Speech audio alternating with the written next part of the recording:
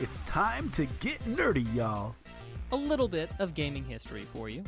Something relevant in gaming and discuss our opinions on it. Should we kick it out of here, or should we kick-start it? This is the part where you, the listeners, try to stump the hosts. I'm not a lawyer. I just play one on a podcast. Ladies and gentlemen, boys and girls, it's Tuesday, February 25th, 2025, and y'all know what that means. It's time to get nerdy, y'all. Welcome to episode number 332 of Two Nerds in a Pod, the nerdiest video game podcast in the galaxy. I am Lam, also known as Mr. Nice Guy, and I'm joined by my comrade in gaming commentary, the Miggity Mac, also known as Maction. Mac, how are things, man? Things are good. I'm just sort of, doing my thing over here. It's been a few weeks since we were able to get together because, unlike you, I've not been having all the travels and the fun. So, I changed oil, accomplished a couple of small in the goals. car? Yeah, I changed oil in the car. I changed, dude, I'm excited to hear a little bit about what's been going on with you. Well, let's pause for a minute because certainly you have done more fun and interesting things than change your oil in the past couple weeks. Nope. I'm certain. boring. Nothing interesting goes on in my life. Okay, I've played some video games. Okay, I've watched some television. I've done some of the other things that we talk about. But I haven't gone on any trips. Wink, wink, nudge, nudge. We did go on a trip. The one thing I've done, Mr. Nice Guy, is plan for a trip coming up in April. Maybe more on that later. Yeah, we'll have to chat about that later. That's going to be an exciting trip. And maybe we should just say, so then we can tell the viewers if they're going to be there too, they should come. Let's do it. Mac, what are we doing in April? All right, so first announcement is in April, Lam and I are going to go to the Midwest Gaming Classic held in Milwaukee. So we will be there in Milwaukee 4th, 5th, 6th of April if you fancy going to the Midwest Gaming Classic. Yeah, good friend of mine who's also a friend of the show will be there as well. So anyone who happens to be in Milwaukee during that or even wants to come out to Milwaukee, I'm not saying everybody can stay at my house, but we can definitely hang out and do some fun stuff. Mac, we have some fun stuff planned for that weekend, right? Absolutely. For one, I'm going to try your VR setup, but also you're going to show me around the town. There are shops to visit. There's headshots only laser tag to do. There is. Laser tag, I don't think people really understand how awesome laser tag is. And I'm not talking about birthday party laser tag. I'm talking about tactical, realistic guns, strategy, defusing bombs, finding money bags and getting them into the safe type of laser tag. And so it's going to be a lot of fun. And probably, Mac, we will hit the Garcade, which is one of the bigger arcades out here. Unlimited play. And have some dinner with some nerdy friends, and we'll see how much time we have for other stuff. So, but to answer your question, the trip that my wife and I took was phenomenal. Went to Florida, went on a cruise. We were born a week apart for our birthdays. Everyone knows this. So we took a birthday cruise to celebrate becoming a decade older. We're now into a new decade, and you can guess which one that is if you want to. And if you guess low, I'll love you forever. 30s. Or see, Mac knows me. Maybe. We went on the cruise, did some fun stuff, zip lining, riding horses on the beach. Horseback riding is my wife's thing. Ate a lot of really, really good food. Got some cool trinkets and just kind of read books on the beach. I took my analog pocket with me, played some Super Mario Land in the sun, and just had a really, really good time. I could talk about it all day, but this is not a travel pod. This is a video game pod. And then, last week had some work travel, so we were unable to record. But now we are back, Mac. Yes. We're back like a bad habit. Indeed. I'm in a decade where I can now say corny stuff like that. Oh, dude, you were always saying corny stuff like that. Oh my gosh! Wow, this guy. Shots fired. This guy. The nerve of me saying that you're the one saying corny things. Whew. Right, Mac. Come on. I just don't like my reflection. Clearly. Pot calling the black guy black. Oh, that was a good one. Oh, question for you, Lam. One other announcement about the show in the future? Oh yeah, please make that announcement. Yes. Announcement number 2 is that for a variety of reasons, because the world combining against us, we're going to shift to Mondays, same time, same place, that hopefully should be a little bit easier for us to coordinate with our schedules and with, being the good father that Mr. Nice Guy is. For some strange reason, everybody seemed to try and capitalize on Tuesdays, so... Yeah, we had reached a point, not that we need to get too personal with this, we should get to the video games, but we had reached a point where it's like we have kids' activities, my laser tag league is on Tuesday, just so much stuff going on, to the point that it was like, after laser tag, I would like run home, and it's 25 minutes away, and then be like, Mac, I'm only 30 minutes late, let's record.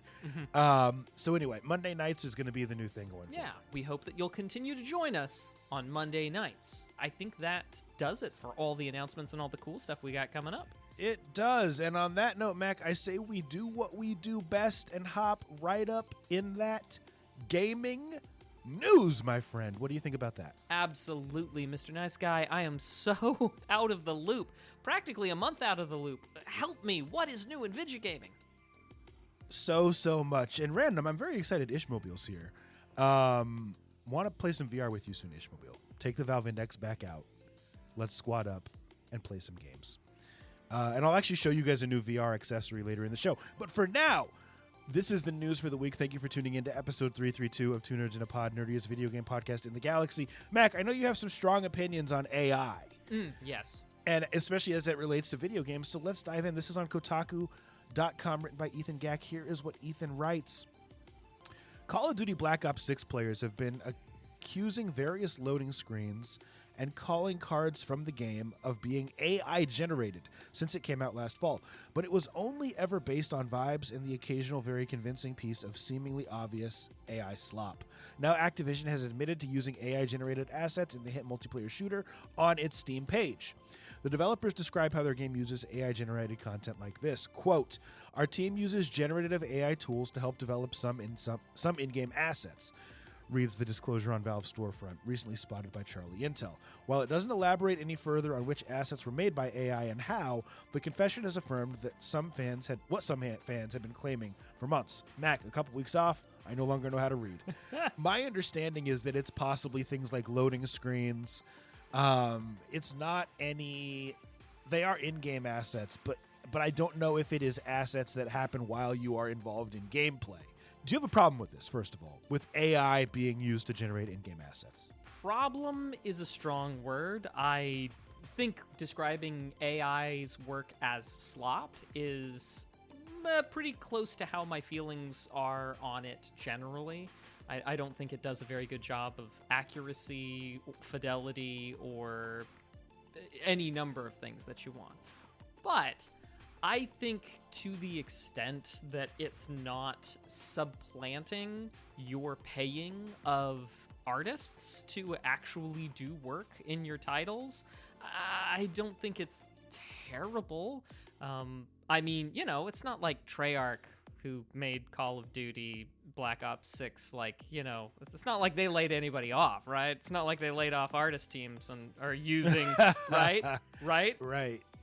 That's a great point. It's a great point. Basically, I'm against this. It's not so much that I'm against, any use of AI or all uses of AI, but we just went through 2024 where we had most of these companies lay off huge swaths of people after the game is completed, and this is the very type of thing that actual artists should have been kept on and paid to do in order to continue to make this product. So it makes my blood boil a little bit, not because of just the statement itself, but the greater context that it fits in. And but I was already predisposed to say AI bad, so I mean, maybe I'm just seeing the things I want to see, and maybe Treyarch, maybe I'm wrong, maybe Treyarch wasn't of the ones that did all the laying offs. Yeah, this is a deep issue. This is almost deserving of an individual podcast episode, because we could go so deep into this. Yeah. I really don't have a problem with AI if it can improve efficiency, but I think that what you are saying and what Ishmobile is saying... Yeah, you mind if I read Ishmobile's comment real quick? So Ishmobile says, but of course it's replacing actual artists. Emphasis mine. Those loading screens would otherwise be made by a person. And that is true. So, like, with this particular thing, I don't think it's necessary. Like, it's ridiculous to use AI to generate loading screens. I agree. But I almost wonder, what if there was a way that AI, and we've talked about this before, could be used to improve efficiency in making a game?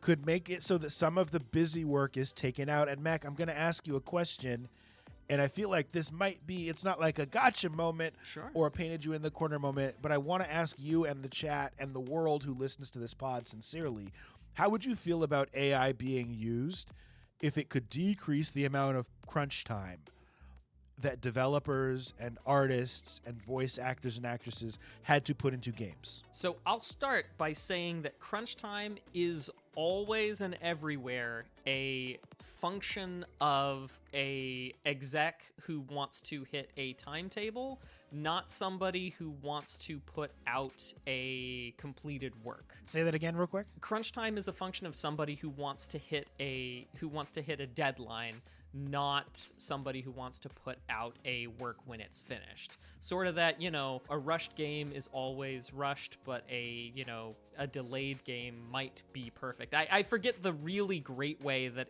it's been put in the past. But... And you said an exec? Yeah, an exec. Or whatever. Because I don't think the people who are actually putting in the work time, who are the ones who are being crunched, I don't think those people... on the whole, are the ones who are driving the, we gotta put in all the extra hours, we gotta do this, we gotta push. I think that's always a pressure coming from above. And I know, it's dangerous. Only a Sith deals in absolutes, as we know.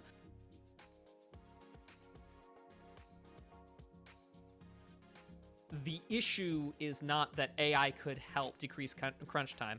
I think the issue is that we push people into crunch time in the first place.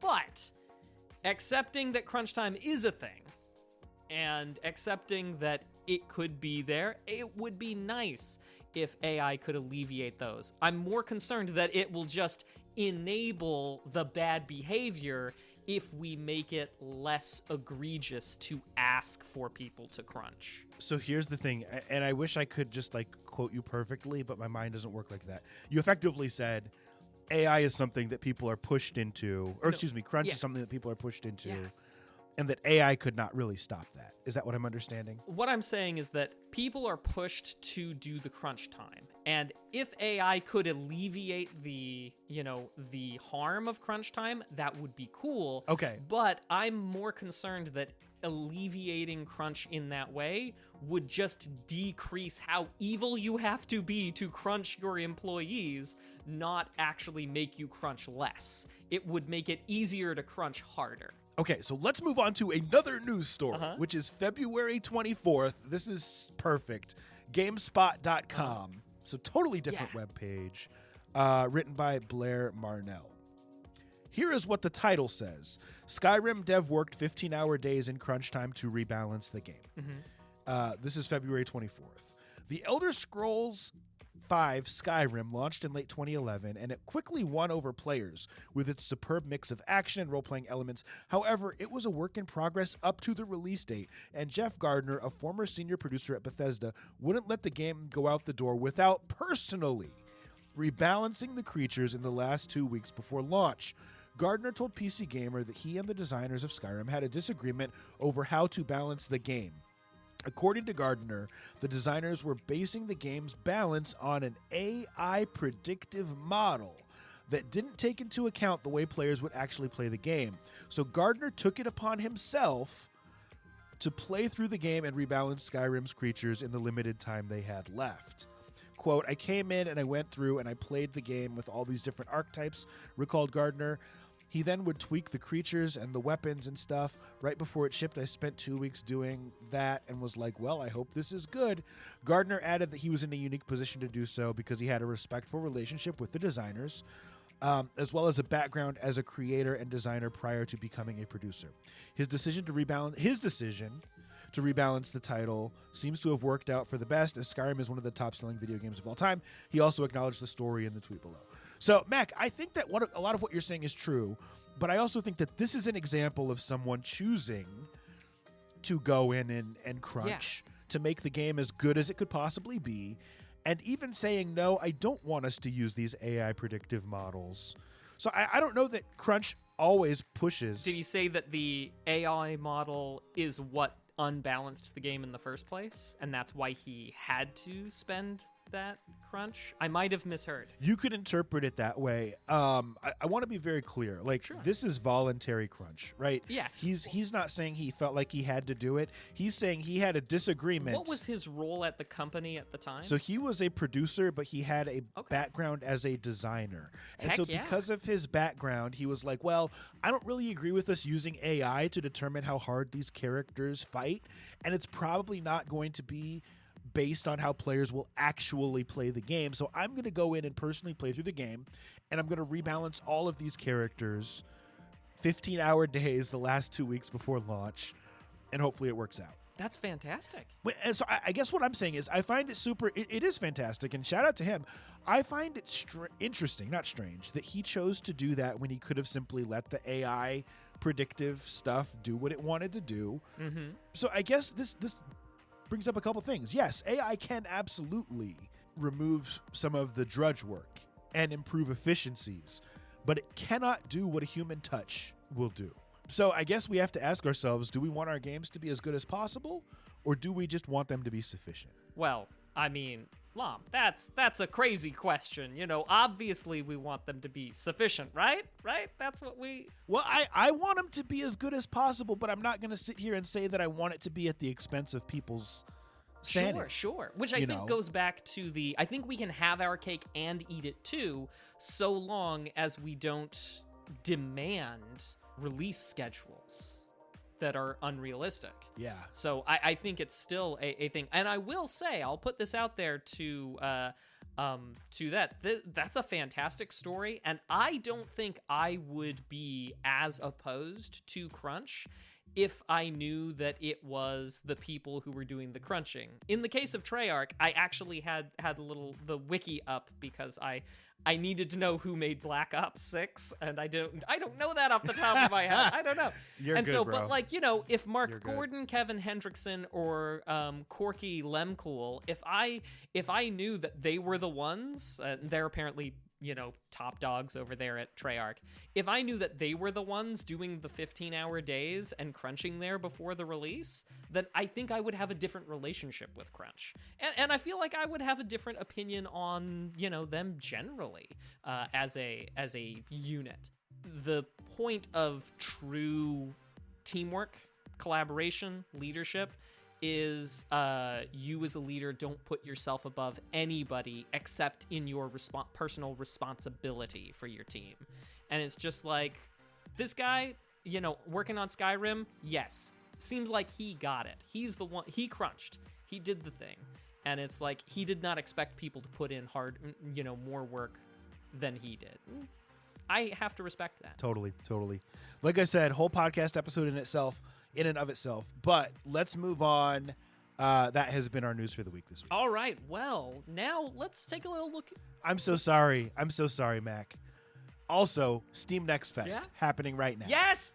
Yes, indeed. And we won't go into that too deep, but please check out all the awesome demos, support those indie devs, 100%. Wishlist the games, because that totally helps them get more traction to the things that they're trying to put out. And that has been our news. All right. Well, now we turn our eyes back in time to the past, this last few weeks in years before, and some of the cool, nerdy, awesome things that have occurred, some of which have, you know, had an outsized impact, perhaps, in video gaming.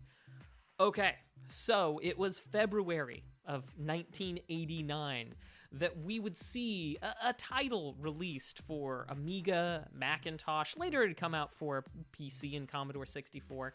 A title that I think is bedrock to what video gaming is, and that is a game called Sim City. There are other games where you can have nuclear meltdowns, where you can have tornadoes come through or run Godzilla through your civilization. But SimCity just occupies a place in many gamers' hearts, mine included. Trying your best to make the city work, whether that was building it yourself or taking one of the pre-made cities and working on their specific issues, trying to make it work, make it prosperous. Absolutely fantastic. I love it. I think it's bedrock, and it was February. Mr. Nice Guy, I don't know if SimCity was a special game for you. You know what? It wasn't. Okay. We should just say it wasn't and leave it at that. Okay. But it's one of those things where I recognize its influence because a lot of my friends and my peers at school were into it. We have people in the chat who are excited as they reminisce. So I get it. Well, not for me, though. Not my thing. Totally understand. And there are newer SimCity games, but I don't know. The old one just special place in my heart. Let's see. Something a little bit more recent, released in 2022, Elden Ring, so only a few years back. Now, this is a game that I'm mentioning not because I have played Elden Ring. I have played the first Dark Souls, and there is some shared, some shared gaming genetics there. But yeah, Elden Ring.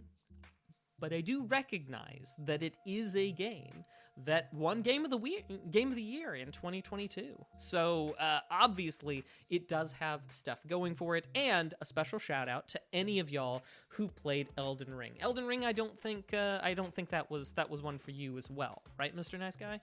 Elden Ring is not one, but here's the thing: I like those types of games.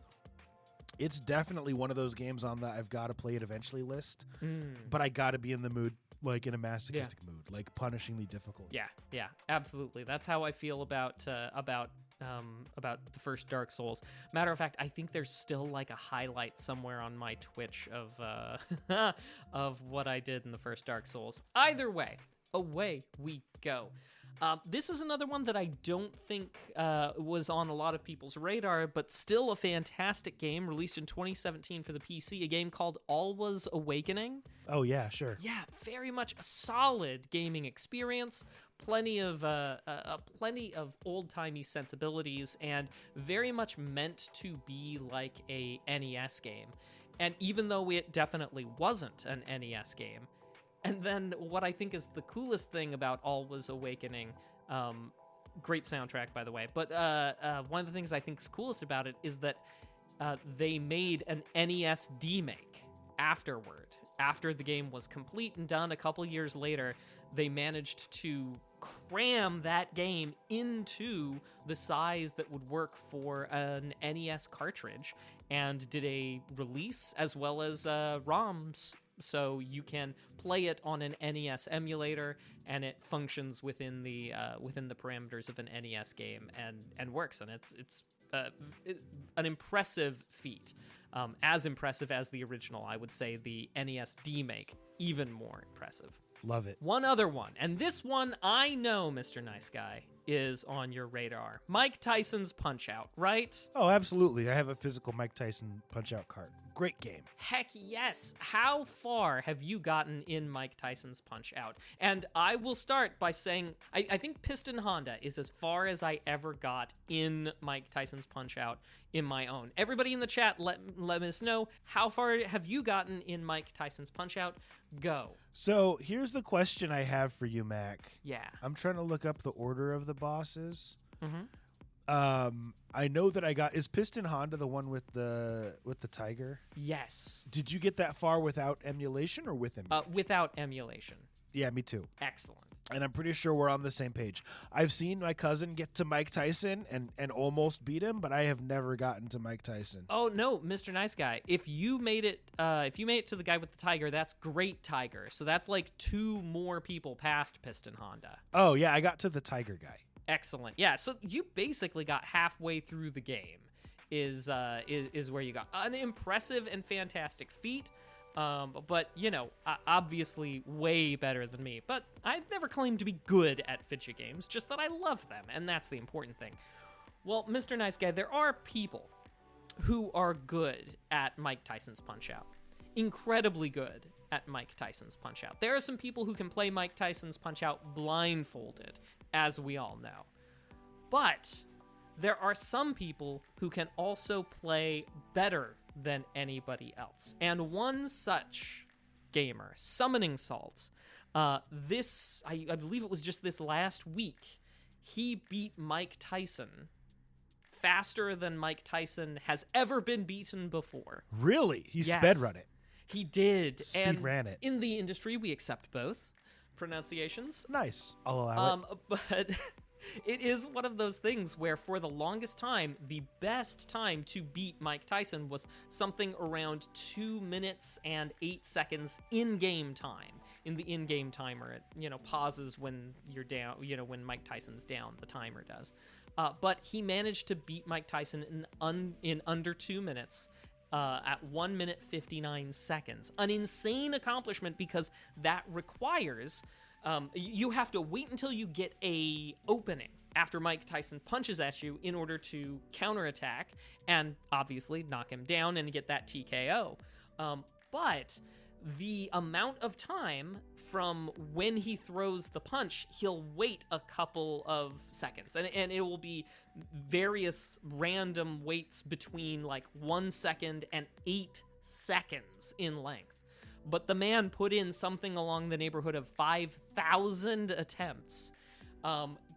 Is an absolute master of execution, he, Summoning Salt, is, and managed to get the best possible random number performance on Mike Tyson. So he gave the maximum, short number of pauses between his attacks, meaning that as long as he delivered, I believe it's something on the neighborhood of 19 frame perfect, which means within a 60th of a second, counter attacks to Mike Tyson to get it down there. It's the best it's ever been. It's never been under 2 minutes before, so a fantastic accomplishment just this last week in Mike Tyson's Punch-Out. Now, so Flaming Phoenix, I hear what you're saying in the chat about a tool-assisted speedrun, but I don't believe there is a way, because the tool-assisted speedrun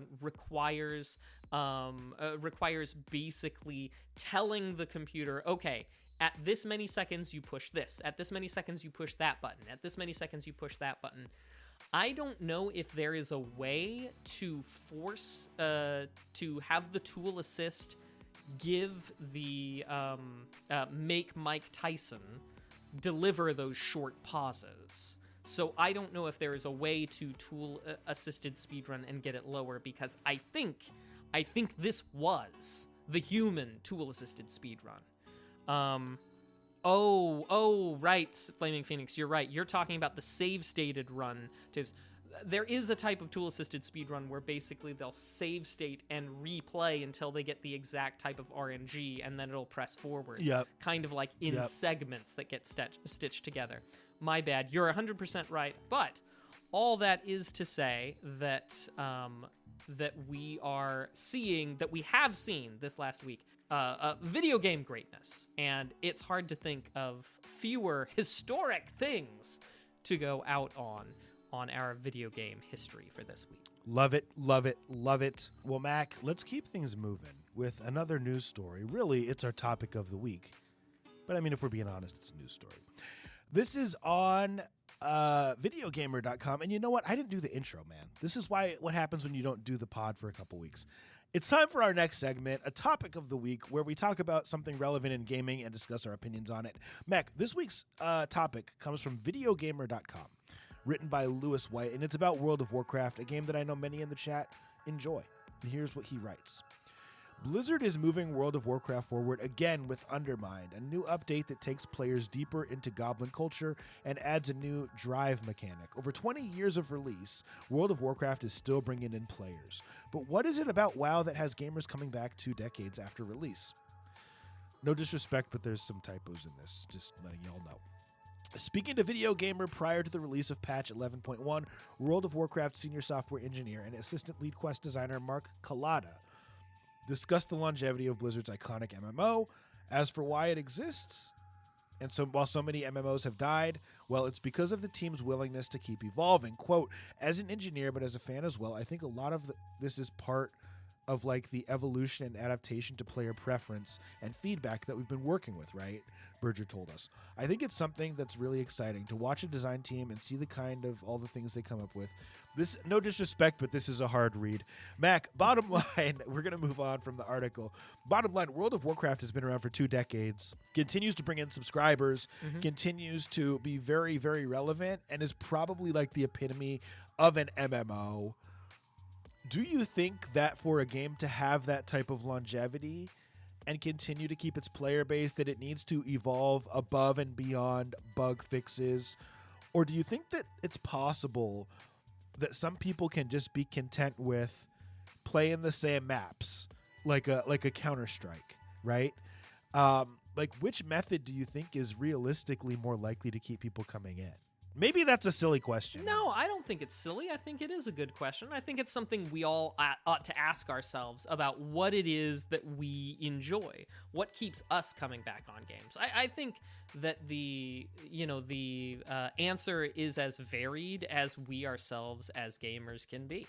I know that, like, one of my favorite games, Chasm, I'll come back and play it frequently just to replay it. I find it comfortable, a little bit of challenge. I don't always know everything that's going to happen because, it's got procedural generation in it, so I can pop in a new seed that I've never seen before. But I can also be ensured that I'm going to have some of the same types of challenges and some of the same types of things going on. And I feel like that's a lot of what it's going to be like in World of Warcraft. The fun thing, the thing about our medium, about our type of art that we participate in. Unlike a lot of other digital forms, usually you can come back to it and it's the interplay between you and the computer program that changes the way that the game plays out. So even on subsequent playthroughs, things can be different. Things can change. Where do you pick up Meridia's beacon in Skyrim? Is it going to be in that chest or is it going to be in that chest? Better not open any chests or else a new hand is touched to the beacon. Who knows? But I will say I am curious, Mr. Nice Guy. I know that this article does not include the answer, but I know that some people came back to World of Warcraft when World of Warcraft started its sort of classic. Yeah. And so I wonder how much it really was going back to the beginning that brought people back for another round of World of Warcraft in the first place. And that's the thing. So you think, once again, I use Counter-Strike as an example, not because it's an MMO, but because it is a multiplayer experience that has been around for a long time. It's been around since 2000, and it still has a competitive scene. It's still widely viewed on streams and YouTube and whatnot. And that game at its core has remained the same. Now, there have been tweaks and there have been changes and there have been minor additions, but there hasn't been like new worlds added or like big DLC, at least as far as I know. But yet that game continues to be relevant. And yes, we've seen Counter-Strike 2, but I believe Counter-Strike OG still has a large audience. So it's interesting to me. There's something to be said for consistency, for just core gameplay that's really good and a competitive scene where people are squatting up and maybe they're implementing new tactics, but we don't necessarily need a ton of new content. There's also something to be said that if you're charging a subscription fee, that maybe it's an apples to oranges comparison, that one is free to play or $15 or whatever, and World of Warcraft is saying, hey, we want your money every single month to be able to maintain. And in that situation, you're almost obligated to give new content. Otherwise, what are people paying for? I don't know the answer to the question. I would lean towards new content making people continue to play, a la Fortnite, a la Call of Duty, a la whatever game you play that's a live service. But I also think there's something to be said for the classics. So I guess in conclusion, Lom's all about new. Mac's all about old. In a dance as old as time. Who would have guessed, as you have your Call of Duty t-shirt on and I am flanked by Mega Man and Proto Man in the background. But this is cool. In all seriousness, I don't play World of Warcraft. It's something I've always been intrigued by. And shout out to them for making something that's so culturally relevant that it's been around for decades. So that has been our topic of the week. All right, well, now we turn to a crowdfunding project that's trying to get off the ground. We call this Kick or Kickstart. I think we're all going to know pretty quick how we come down on this one. This is a game called Broken Shell, a cute and cozy, hand-drawn puzzle adventure. Sometimes there are Kickstarters that do a very good job of telling you, sometimes right in the title, what they're about, and sometimes you have to plumb the depths a touch. I would encourage you to have a look at the game itself, because it is cute, but it very much is exactly what it says on the tin. If you're looking for something that is a puzzle adventure and that is cozy, oh, this looks like it. So obviously we've got ourselves a few hermit crabs that are going around and solving the puzzles in this game.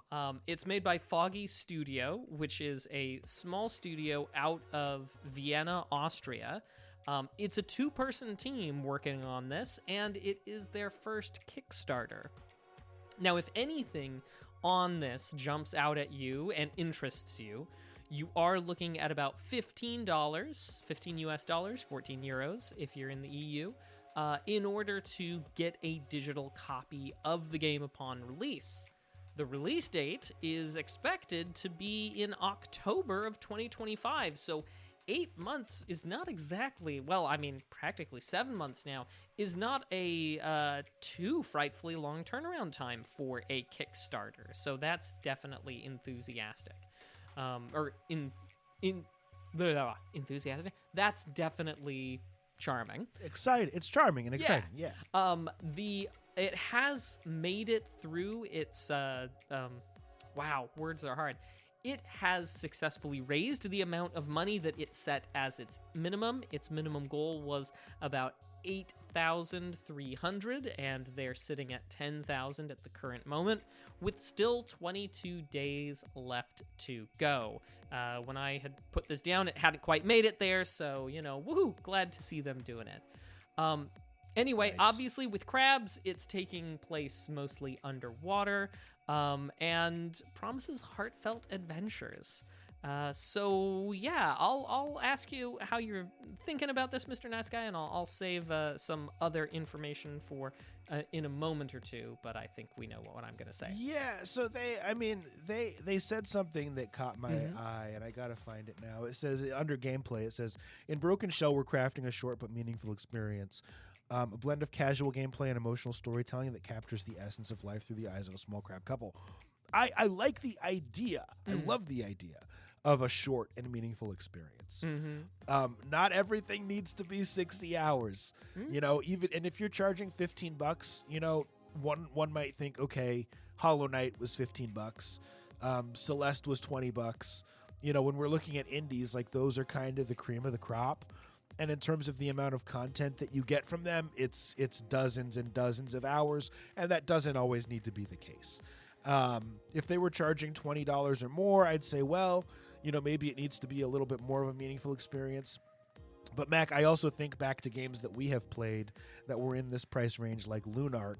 That was, I think, $20 and was like, a 5-hour experience, but a fantastic one. And so I like that they're being deliberate here, and I like pretty much everything I see about this. The graphics, the idea. I don't like cozy games, but I might give this one a try. Oh, you gotta. Cozy is what we need. I agree with Ishmobile that if it's less than 60 hours, he might finally finish a game. Nice. I was absolutely swept away on Wings of Charm, having a little look at this. Or Claws of Charm? Yeah, there's crabs. Looks great. I like it. I love the idea of a tale like this. I think of one of the games that I think is among the greatest games ever made is Thomas Was Alone. It's not a long game, but it's a simple game, and like some other of the games that I think are among the greatest, it made me feel things, which I think is really important in a work of art. And I feel in this moment like this game, like Broken Shell, has certainly the potential to also not just be a fun experience, but also to make me have those feelings as I play it, and I'm very much looking forward to it. But also, we need not just take their word for it, because we have ourselves a special thing, a thing Max says he needs all the time, a playable demo. Yes, we've got it with this game. You can wishlist this on Steam. You can also just hop over there and play the playable demo, give it a go, see if it's for you, and if you want more, in which case, bam, slap down that $15 and be among those backing the project. I think it's pretty clear, you can tell from my tone, I'm saying kickstart for this bad boy, or for this cozy boy. But yeah, Mr. Nice Guy. Yeah, and to be clear, when I say that I don't like cozy games, it's not that I don't like them, it's just that I'm not immediately drawn to that type of game. But that said, this looks fantastic, and I'm going to say kickstart. Heck yeah. And as I see kickstarts rolling in the chat, I think so far we are in unison about this. Obviously, we wish everybody the best. We hope that all these dreams become games. But also, really excited about Broken Shell. So, looking forward to getting on that wagon. And that has been Kicker Kickstart. Love it, love it, love it. Well, ladies and gentlemen, boys and girls, it's time for our next segment, a segment called Nerd Flex. A segment where you, the viewers, try to stump the host. Sometimes you do, sometimes you don't. Now, no pressure. If you're here live, you have a job to do. If you'd like to, put a multiple choice gaming-related question in the chat. Mac and I will use nothing but our noggins to try to answer it. No Google, no phone a friend, none of that. And if not, we also have access to a pretty nifty test bank with a group of randomized video game questions that we can answer. So, question from the test bank. And hey, the random question that came up is a special round. Name a game that takes place in a desert, not just a desert level. Okay. A game that takes place in a desert, not just a desert level. Honestly takes place in a desert. Journey is the first one that occurs Dude, that's to the me. first one I was thinking of too. Yeah. PlayStation. I have it on PlayStation Plus. Prince of Persia takes place in a desert. It's not a desert level. It is Persia in the solidly desert, I think. In that vein, you could also think of an Assassin's Creed. Yeah. Isn't there an Assassin's Creed that takes place in Egypt or something? I believe so, yeah. And they're all in kind of like desert type Well, places. I don't know. One of them's like in Florence, Italy, or something. That's a like good that. point. That's a One's good point. In the US. Yeah. But yeah, there's that. There's definitely that one in Egypt. What else? It said name a game. Yeah. And we've named 3. So, and it says not just a desert level. So sorry, Super Mario Brothers 3. Yeah, as much as and we sorry. would love to. Yeah, because it's like, okay, wait a minute, Super Mario Bros. 3, it's a whole desert world, not just Yeah. a desert level. So And so many of the new Super Mario Bros. too have desert. well, but I think you're right. In the spirit of it, that's probably not asking for that. Okay. Well, hey, But hey, 3. we got 3. Hey, dude, and here's the ones that are listed on the back. It says Assassin's Creed Mirage. Maybe we should have been more specific and Well, named we that said one. the Egypt one. They knew what we were talking about. Red Dead Redemption. How did we not think of that? Oh yeah, the Western U.S. is a desert. Yeah, and then Journey was the third one, so we're on point with that. Man, any Western game. Well, I could have even said something like Arco, which is in, like the Mexican That's desert. true. We just shout out to Arco devs. We just played your game last year. Great game. Well, hey, we've got some questions in the chat. Go for it, Mac. All right, first up from Flaming Phoenix. According to Larian, the studio behind the game, how long does the game Baldur's Gate 3 take to complete? Completing a story, that is, while not necessarily 100%ing the game. Is it A, 25 to 50 hours, B, 50 to 75, C, 75 to 100, or D, 100 plus hours? And what was the, saying how long does it take to complete without completing the story? Was that what you said? Yeah, how long does it take to complete the story, not necessarily 100%ing the game? Oh, got it. I'm going to go low. Right? Yeah, I feel like it was designed to be like a 60-hour experience, somewhere in there. So I'm personally leaning toward B and C, and probably leaning toward B. because I feel like 65 hours feels to me about right. You've played through it, so I'm gonna go with you, B. All right, we'll do B, final answer. I'm curious to see. Oh, the answer is C. In an interview, Sven Venkel, CEO and founder, said a normal run would take between 75 and 100 hours. He also estimates a 200-plus hour completionist run, and for a multiplayer run, saying that it is akin to a normal campaign, possibly spanning months to years. And that is very true for Sven, because scheduling's always the big killer on D&D multiplayer campaigns. So I believe it could take you years to get through Baldur's Gate 3 in a multiplayer. But yeah, okay, 75 to 100 hours. You know, I agree.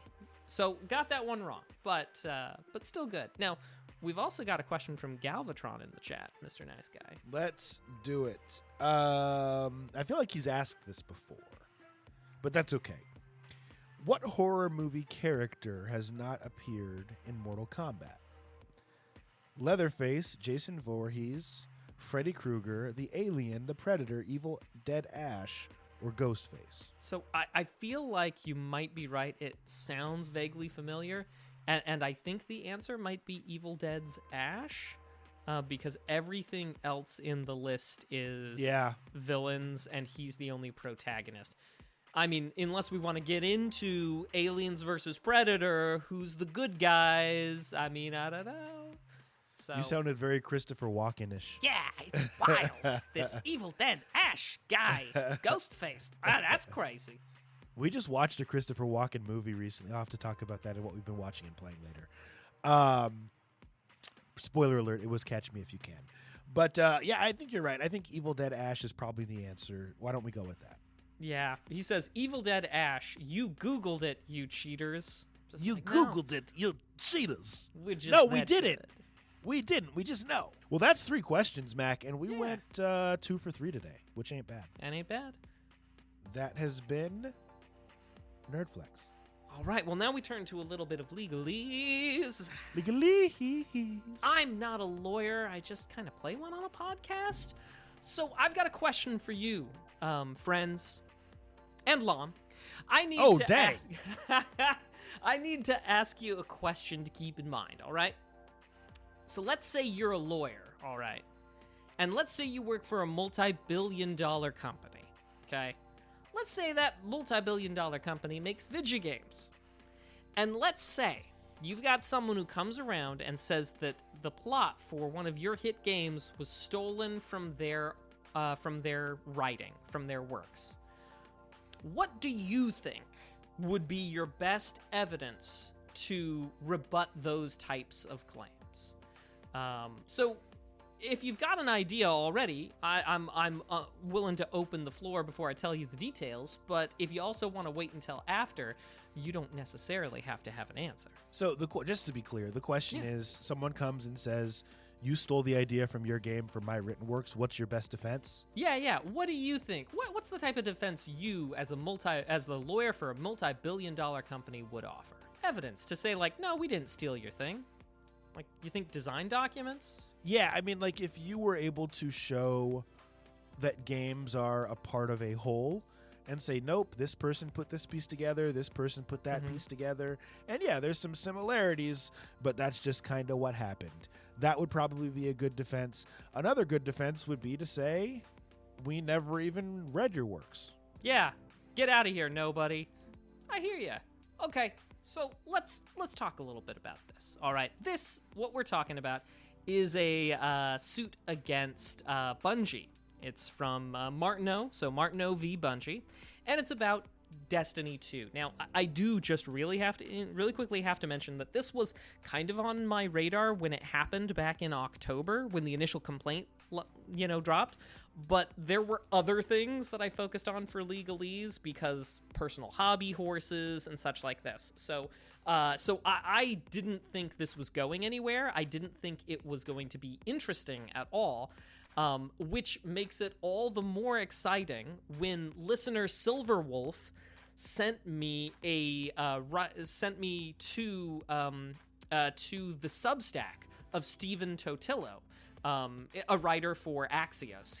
We've covered stories from him before. But I got sent to his Substack, and there was this little blurb, and he mentioned that there was an interesting comment in Bungie's response, right? So in October, Mr. Martineau says, hey, you stole my writing as the plot for Destiny 2. And at the end of December, Bungie's lawyers respond with nuh-uh, but here's the way that they say nuh-uh. Quote, because, 1, Destiny 2's narrative is only available to players in the form of a live service video game that has changed significantly over time, and 2, physical copies of Destiny 2 and any 2017 version of Destiny 2 are no longer available. The attached videos are the best possible way for the court to review the accused work. And the attached videos are a 10-hour video from the YouTuber My Name is Beef about the history of Destiny 2, and another video that is just a clip of all the cutscenes from Destiny 2's original release spliced together. So back to the question. What's the best defense? What kind of defense would you offer in court if the option was open to somebody who said you had stole their work? Would be to offer your work in a side-by-side fashion. Like, obviously people had to write stuff down. The authorship of the game's plot had to go through multiple revisions. But Bungie's thing was, the best thing we can offer you is a fan-made video about the history of Destiny 2. Which is kind of wild to me, because on the one hand, maybe they do have the best evidence, and they just wanted to do like a low effort, oh hey, we'll send you a fan video. Your Honor, this claim is baseless. You must dismiss it. His work has nothing to do with ours. Here's a 10-hour video about the history of Bungie 2 made by a Superfan to prove our case that we did not steal their work and it's materially different. But I think maybe they have the evidence. Maybe they have the design documents. Is it possible that they don't? Is it possible that Bungie has lost their own history of Destiny 2? No. Are you sure? Because if not, why would this be their evidence to ask this claim to be dismissed? I mean, it's interesting because Bungie is not short for cash. Like, and you wouldn't think so, but Nintendo, after all, when they started releasing the original Super Mario Bros. On their own emulator, they didn't put up a copy of the game that they dumped themselves. They put up a ROM file that they downloaded from the internet, that they downloaded from a ROM sharing site. So, I mean, yeah, Nintendo has deep pockets, but at the end of the day, they went to the community to preserve their history and then to sell it back to you. I don't know as I believe that Bungie has necessarily kept it, but this certainly doesn't give me confidence that they have kept it. You know what I mean? yeah, I totally get it. Yeah, and I don't know. I'm not a lawyer. We don't know what's going on at Bungie, but at the end of the day, it's something to think about. This is what they offered for their best evidence to say, nuh-uh, we didn't steal that. It's a little bit concerning, one might say, but also a little bit of legalese. Yeah, that's true. I like it. And I like hearing about modern day stuff. That's dope. Modern day legal issues. Well, friends, that has been our show. Thank you for tuning in to episode 332 of Two Nerds in a Pod. Now, before we go, we have one last segment called What We've Been Watching and What We've Been Playing, where we talk about just that, the cool, nerdy stuff we've been into. And if you're here live, you have a job to do. If you'd like, let us know in the chat what you've been watching and playing, because we're always looking for more stuff. Mac, what have you been watching and playing, sir? So, one of the things that I think will hopefully resonate with a lot of people is that I watched Arcane Season 2. I think we're all sort of on the Arcane train these days. League of Legends. Yeah. Great stuff. So Arcane Season 2 that was released on Netflix, I watched that. I've been watching a lot of other things, but it's just like small stuff here and there. We've been taking lately to watching old like 90s and 2000s rom-coms. We watched, was it 10 Things I Hate About You? Or no, not 10 Things I Hate About You. Yeah, 10 Things I Hate About You. We watched 10 Things I Hate About You recently, and it's kind of wild because I feel like everybody in that movie like looks like normal attractive. It looks like they found normal attractive people, not people who had to go to the gym for 30 hours every day in order to look to prep for the role. Yeah, even in the times where we see them in pretty body flattering clothes, it's just like, yeah, people are normal looking. And yeah. So anyway, that's what I've been watching. As for playing, played a little bit of Chasm. I played some Skyrim, and I finally finished main quest. Woo! I can add it to the done book. And also, I've been playing a little bit of Baldur's Gate 3 as well. So yeah, that's about me. What about you, Mr. Nice Guy? You know what? I mentioned being on the cruise and watching tons of stuff. So catch me if you can. If you guys haven't seen that movie, Leonardo DiCaprio, Christopher Walken, Tom Hanks, classic. Have you seen it, Mac? I have. It's basically I believe it's entirely fabricated, right? I actually thought it was based on a true story.